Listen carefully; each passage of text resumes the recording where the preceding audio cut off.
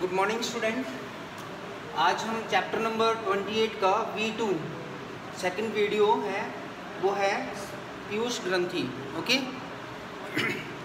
तो सबसे पहले हम बात करते हैं इसकी लोकेशन की, उपस्थिति की। कहाँ पर ये पीयूष ग्रंथि होती है? तो आपको मैंने बताया हुआ है कि ये एक अपने शरीर में होती स्फीनॉइड अस्थि होती है, ठीक है ना, अस्थि। और इस अस्थि में एक गुहा पाई जाती है जिसका नाम है सैला टर्सिका में उपस्थित होती है, ठीक है ना। स्फीनॉइड अस्थि की गुहा में जिसका नाम है सैला टर्सिका में उपस्थित होती है। और ये इसका अगर हम आकार देखें कैसा होता है इसका आकार, तो इसका आकार होता है मटर के दाने के आकार का होता है और रंग होता है इसका कैसा, गुलाबी होता है, ठीक है ना। तो ये तो हो गया सामान्य बात। और इसको हम क्या कहते हैं,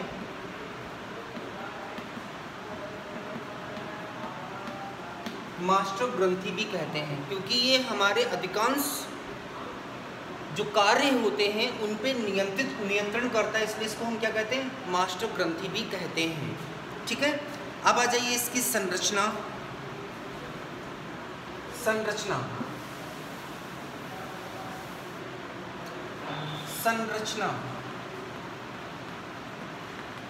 तो देखिए इसकी जो संरचना है वो इस तरह की होती, देखिए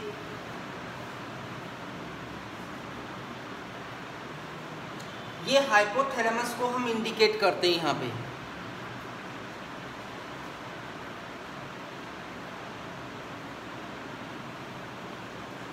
ये हाइपोथैलेमस को हम इंडिकेट करते हैं, यहाँ पे कौन सी होती है, हाइपोथैलेमस, ठीक है ना। और इससे निकलती यहाँ पे दो पालियां निकलती हैं। एक तो पाली होती है बड़ी,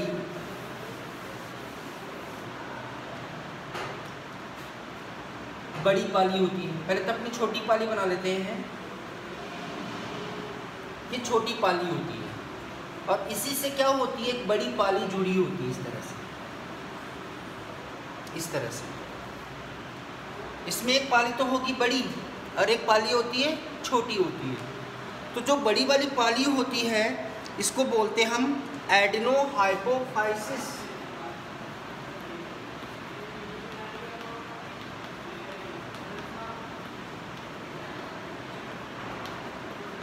और छोटी वाली को हम बोलते हैं न्यूरोहाइपोफाइसिस। और ये इसका व्रंत होता है। ये थोड़ी आगे होती इसके, इसलिए इसको बोलते हैं हम क्या, अग्रपाली। और ये थोड़ा सा पीछे होती है इसलिए इसको बोलते हैं हम क्या, पश्चपाली बोलते हैं, ठीक है। अब इसमें हम सबसे पहले हम बात करेंगे कि इस ग्रंथि को दो भागों में बांट दिया, ए एडेनोहाइपोफाइसिस और बी न्यूरोहाइपोफाइसिस। तो सबसे पहले हम जो बात करेंगे ना, वो इसके द्वारा स्रावित होने वाले हार्मोन्स की बात करेंगे।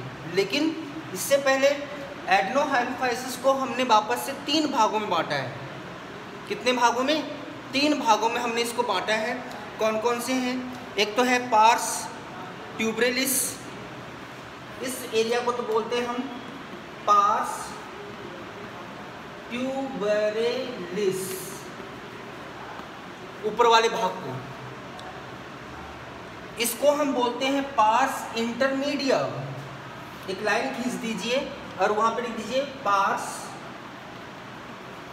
इंटरमीडिया, बीच का है इसलिए इंटरमीडिएट।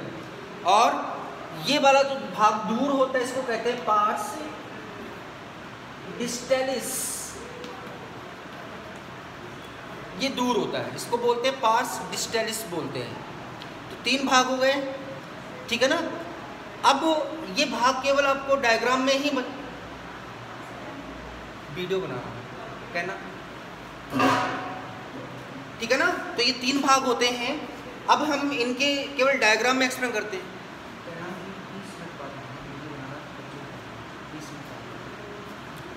ठीक है ना। तो इसमें हम केवल ये लेबलिंग जो करते हैं वो केवल हम करते हैं किसमें, डायग्राम में करते हैं हम। डिटेल इसकी, क्योंकि एग्जाम में कोई डायग्राम वगैरह कुछ नहीं आता, केवल हार्मोन आते हैं। इसके द्वारा कौन हार्मोन स्रावित करते हैं, इसके द्वारा कौन से हार्मोन स्रावित होते हैं। ठीक है ना। तो आ जाइए, सबसे पहले हम बात करते हैं एडिनोहाइपोफाइसिस के द्वारा स्रावित होने वाले हार्मोन। हेडिंग लिख लीजिए, नंबर ए, एडिनोहाइपोफाइसिस के द्वारा स्रावित होने वाले हार्मोन। एडिनोहाइपोफाइसिस के द्वारा स्रावित होने वाले हार्मोन तथा उनके कार्य।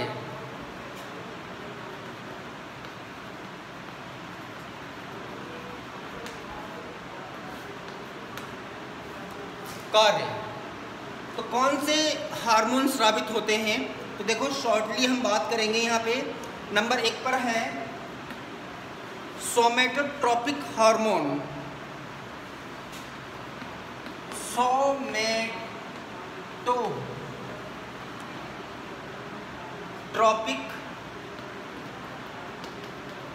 हार्मोन, जिसको बोलते हैं STH, और इसी का नाम होता है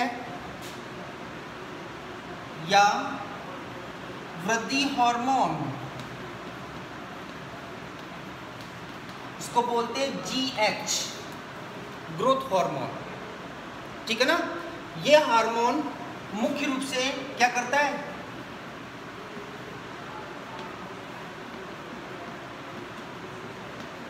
क्या करता है, ये व्यक्ति की वृद्धि, लंबाई बढ़ाने में हेल्प करता है।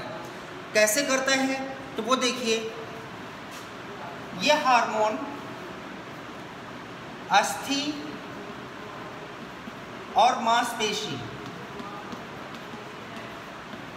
कि क्या करता है, लंबाई बढ़ाता है। शॉर्ट लिख लीजिए, ऐसे ही शॉर्ट, बाद में लिखते रहना। ठीक है ना, शॉर्ट करेंगे तो बढ़िया रहेगा। तो क्या करता है, जितना आप शॉर्ट लिखेंगे, क्योंकि बहुत सारे हैं, कोई एक तो है नहीं, सब जो अपने डिटेल में लिख ले, पेज भर ले, जितना शॉर्ट करेंगे उतना बेटर रहेगा। ठीक है ना। तो कैसे लंबाई बढ़ाता है, अस्थियों की लंबाई को बढ़ाता है और मांसपेशियों की लंबाई को बढ़ाएगा। इससे व्यक्ति की क्या हो जाएगी, लंबाई बढ़ती है। इसके अलावा क्या काम करता है, ऊतक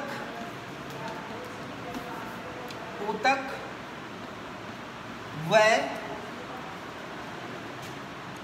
वसा विघटन को रोकता है।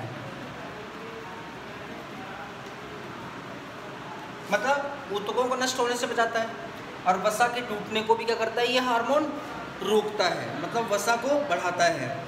इसके अलावा 2 काम और करता है। एक तो कौन सा करेगा, अमीनो अम्ल से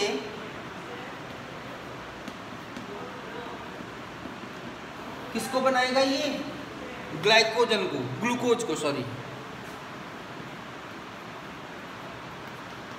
जिसको कहते हैं ग्लूकोनियोजेनेसिस।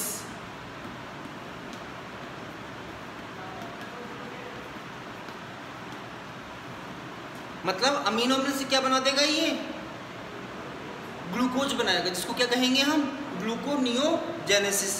और दूसरा क्या करेगा, ग्लाइकोजन से, सॉरी, ग्लूकोज से क्या बनाएगा,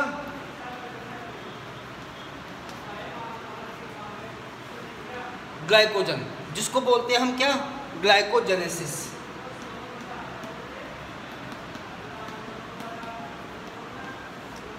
ये काम करता है, लेकिन मुख्य रूप से काम कौन सा हो गया इसका, वृद्धि में सहायता करता है। अब देखिए, इसकी कमी से या वृद्धि से होने वाले रोग, वही मैंने आपको बताया था सबसे इंपॉर्टेंट है। तो देखिए आगे टॉपिक है रोग। तो देखिए सबसे पहले है कमी से, कमी से होने वाले रोग, इस हार्मोन की कमी हो जाए तो क्या होगा? नंबर 1 बौनापन।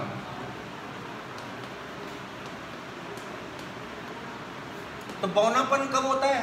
जब जीएच कैसा हो,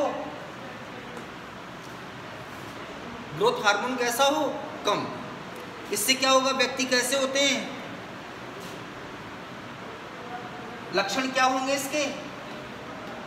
लक्षण होते तो क्या हो जाएगा व्यक्ति? बौना। दूसरा व्यक्ति क्या हो जाएगा? नपुंसक, मतलब जनन करने की क्षमता उसमें नहीं होगी। तीसरा, अगर ये तो नर के बारे में होगी और मादा है तो कैसी हो जाएगी? बांझ। ऐसे लिखते हैं क्या? बांझ। हाँ, बांझ हो जाती है। उसमें भी जनन करने की क्षमता क्या होती है? समाप्त हो जाती है। और एक और है इसमें, और क्या होगा इसमें देखिए, व्यक्ति कमजोर, वह कैसा हो जाएगा? उसमें जनन क्षमता कम।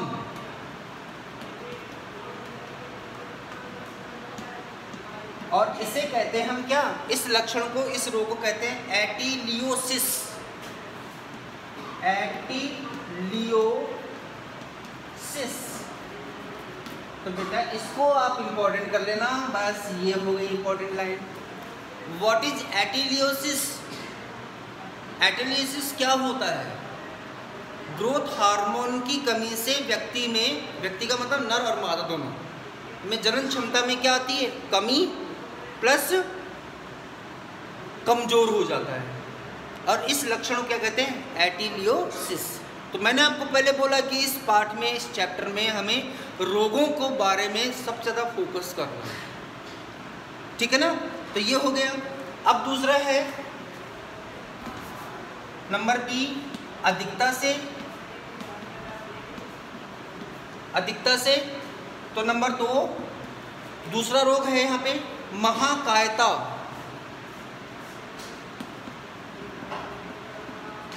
जाइजेंटिज्म। तो महाकायता का मतलब ग्रोथ हार्मोन के अधिक होने से लंबाई सामान्य से क्या हो जाती है? लंबा हो जाएगा व्यक्ति सामान्य से अधिक। महाकायता, काय का क्या होना? महान होना, मतलब बहुत अधिक लंबा होना, ठीक है ना? महाकायता का ये हो गया। और इसमें होता क्या है? हाथ पैरों की अस्थियां लंबी हो जाती हैं। पूरे शरीर की अस्थियां कैसी होंगी? लंबी, तभी तो लंबा होगा व्यक्ति, ठीक है ना? तो ये कॉमन, ये इतना नहीं है, ठीक है? अब आ जाइए, इसी का एक और है नंबर 3, अधिकता में ही है, अधिकता में ही होगा। नंबर 3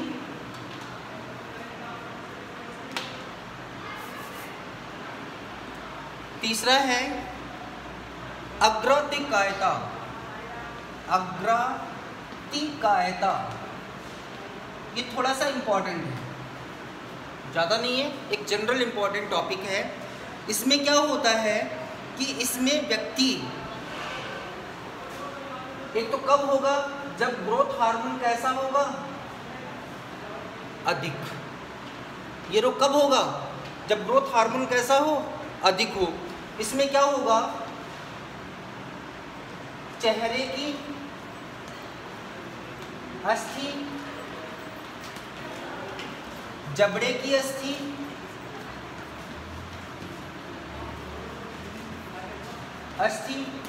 ये दोनों कैसी हो जाती हैं? सामान्य से अधिक बड़ी हो जाती हैं।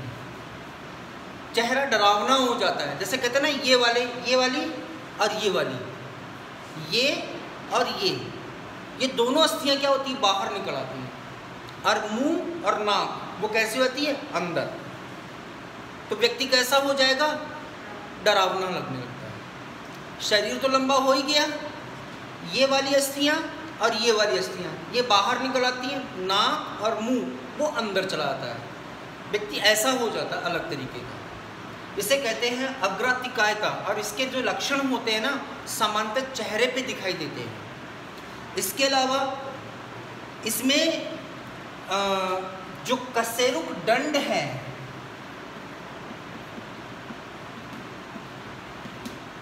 शरीर तो उतना ही लंबा रहेगा, सुनना, शरीर तो उतना ही लंबा है, कशेरुक दंड की लंबाई बढ़ जाती है। तो आप जानते हैं आगे से उतना ही है, कशेरुक दंड आगे से बढ़ गया तो क्या होगा, जब कोई एक्स्ट्रा लंबा हो जाए तो उसमें क्या बन जाती है, किस तरह के, जैसे ये है इस तरह की बन जाती है, जैसे इस तरह से कशेरुक दंड बीच में क्या हो गई, मुड़ गई। तो कहने का मतलब है कशेरुक दंड अधिक लंबी होने के कारण मुड़ जाती है,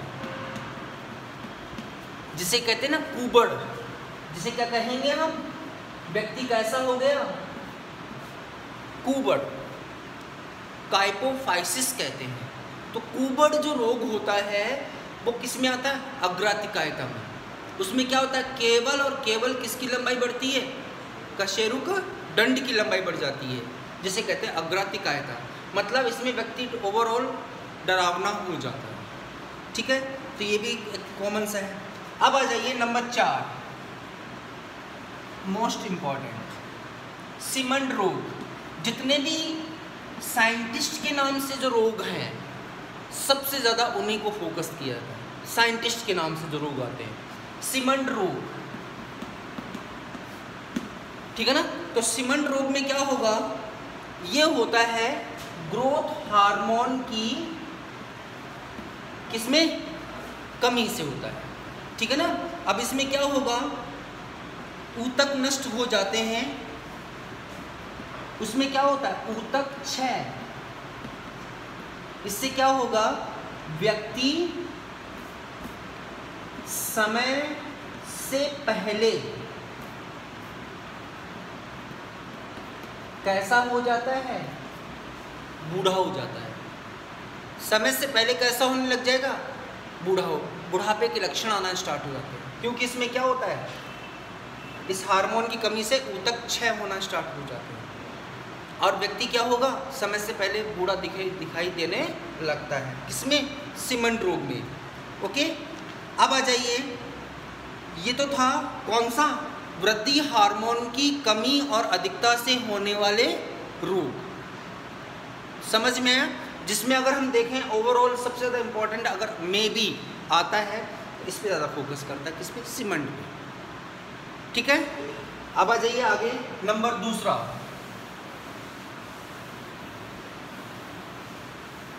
सेकेंड हार्मोन है gonadotropic hormone. Gonadotropic hormone, gonadotropic hormone. तो गोनेडोट्रोपिक हार्मोन का मतलब समझते हो, एक तो यहाँ पे नाम आया है गोनेड्स। गोनेड्स को हिंदी में बोलते हैं हम क्या, जनद। जनद का मतलब होता है नर में वृषण और मादा में अंडाशय। तो वृषण और अंडाशय इन दोनों को मिलाकर हम क्या कहते हैं, जनद। और ऐसे हार्मोन जो वृषण और अंडाशय को सक्रिय करते हों, ट्रॉपिक, ट्रॉपिक माने सक्रिय करना, उन्हें क्या कहते हैं हम, गोनेडोट्रोपिक हार्मोन। समझ में आया। ऐसे हार्मोन जो वृषण और अंडाशय को क्या करते हो, सक्रिय करते हो, क्या कहलाते हैं, गोनेडोट्रोपिक हार्मोन। और ये क्या बनाएंगे, और ये क्या बनाएंगे, अंडाणु को। ये तो बनाएंगे शुक्राणु को, और ये क्या बनाएंगे, अंडाणु को बनाएंगे। ठीक है ना। अब आ जाइए यहाँ पे, दो प्रकार के होते हैं। कितने प्रकार के होते हैं ये? 2 प्रकार के होते हैं। कौन कौन से होते हैं देखिए। नंबर 1 पुटक प्रेरक हार्मोन,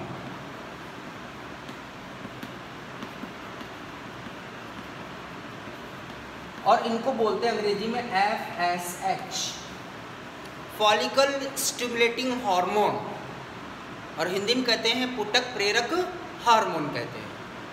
अब ये क्या करते हैं तो सुनिए, ये है अगर हम मादाओं में बात करें,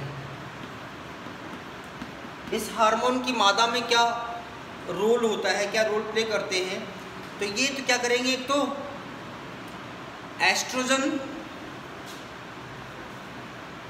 एक तो अंडाणु निर्माण में को प्रेरित करेगा, और दूसरा एस्ट्रोजन हार्मोन को स्रावित करता है। क्या करता है ये? एस्ट्रोजन हार्मोन को स्रावन को क्या करता है ये? प्रेरित करता है। वहीं अगर हम बात करें नर की, तो नर में क्या करता है ये एक तो शुक्राणु के निर्माण को प्रेरित करेगा,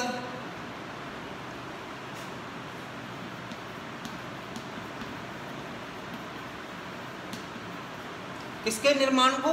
शुक्राणु निर्माण को प्रेरित करता है। मतलब ओवरऑल अगर हम देखें तो ये जो हार्मोन है ये किसको बना रहा है?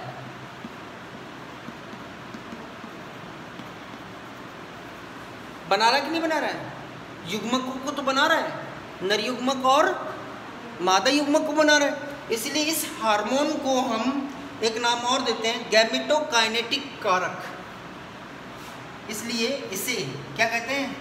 गैमेटोकाइनेटिक कारक कहते हैं। गैमेटोकाइनेटिक, गैमेटो मतलब गैमिट मतलब युग्मक, काइनेटिक माने गति करना। जो युग्मक गति करते हैं ना, वो उसमें भी उत्तरदायी होता है कौन? ये हार्मोन, मतलब युग्मक के निर्माण में सहायता करता है। तो ये इंपॉर्टेंट हो गया पुटक प्रेरक हार्मोन। अब आ जाइए नंबर 2, दूसरा इसका प्रकार। दूसरा प्रकार है इसका, सेकंड है ल्यूटिनाइजिंग हार्मोन।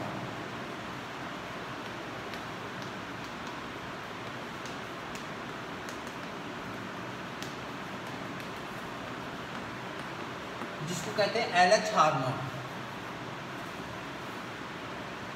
LH हार्मोन तो सुनो, ल्यूटिनाइजिंग हार्मोन में अगर हम देखें, इसी का नाम होता है इसी का एक और नाम है ICSH।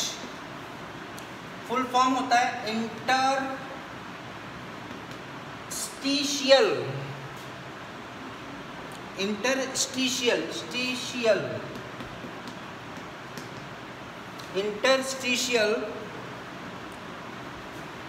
सेल, अंग्रेजी में लिख देता ठीक था, सेल स्टिमुलेटिंग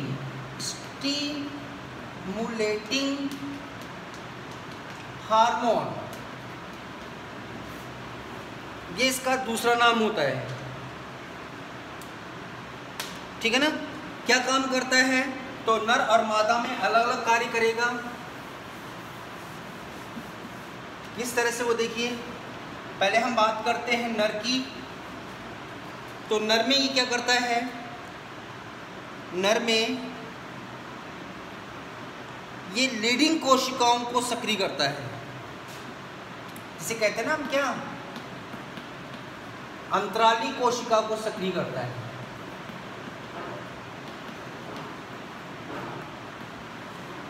और अंतराली कोशिका क्या करती हैं?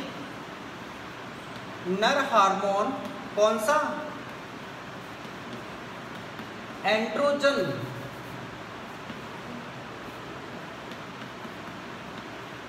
बनाता है। तो ध्यान रखना, अंतराली कोशिका क्या बनाएंगी? Androgen hormone. उसको सक्रिय कौन करेगा? LH hormone. ठीक है ना? उसके बाद में मादा की बात करें, अगर हम मादा की बात करें तो मादा में ये हार्मोन जो है ना, वो मुख्य रूप से करता है दो कार्य। एक तो करेगा अंडोत्सर्ग, पढ़ाया था ना मैंने आपको, पढ़ा था क्या आपने? नहीं पढ़ा, चलो। अंडोत्सर्ग मतलब अंडाशय से अंडे को निकालता है, प्लस कॉर्पस ल्यूटियम के विकास को प्रेरित करता है। ये दो है, ठीक है ना। इसके बाद में फटाफट आप देख लीजिए कि 25 मिनट हो चुके हैं, फटाफट देख लीजिए इसको। तीसरा हार्मोन, दो हार्मोन हो चुके हैं। तीसरा हार्मोन अब ये शॉर्टली है थायराइड TSH, मतलब थायराइड स्टिमुलेटिंग हार्मोन। एस का मतलब स्टिमुलेटिंग हार्मोन। क्या काम करेगा? तो देखिए ये काम करता है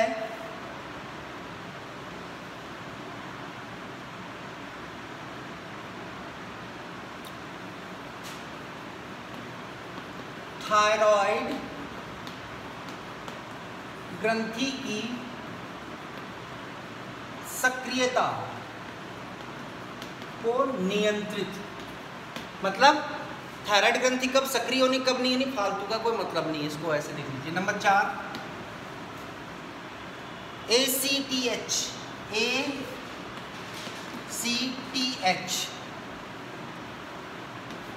इतनी ये कल बताएंगे, बहुत लंबा हो जाएगा फिर अपलोड नहीं होगा। ओके।